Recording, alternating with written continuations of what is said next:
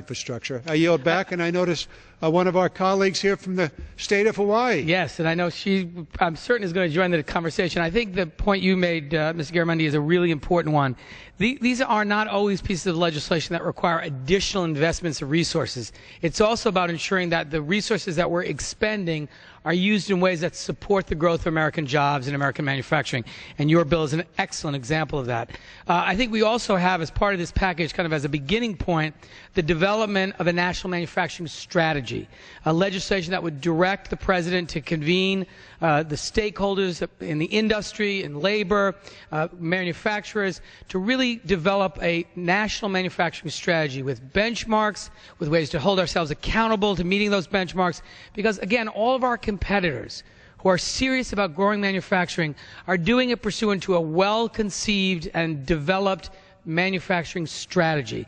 We need to put the same kind of thoughtful consideration into development of that strategy, and then really hold ourselves accountable with good benchmarks, and I think that's a great other piece. Of course, my favorite in the package is my very own Make It in America block grant. Now, if you'll yield back, it's always good to talk about your legislation, but if I might talk about it? Absolutely.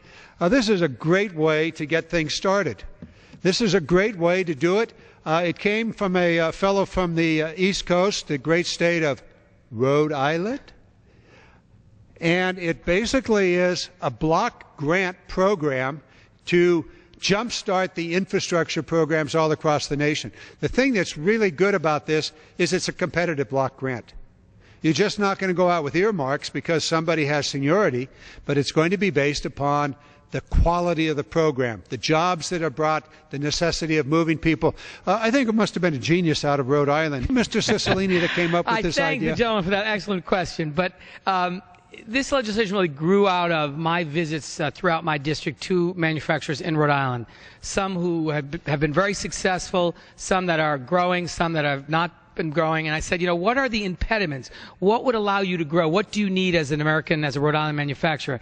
And develop this idea of the Make It in America block grant that would provide resources in a competitive process, as you described, for manufacturers to retrofit their factories, to make energy improvements in their plants, to train workers on new equipment, to buy new equipment, to engage in activities which will allow them to increase their exports, but really a shot in the arm to help manufacturers to compete successfully in the 21st century by identifying what they need.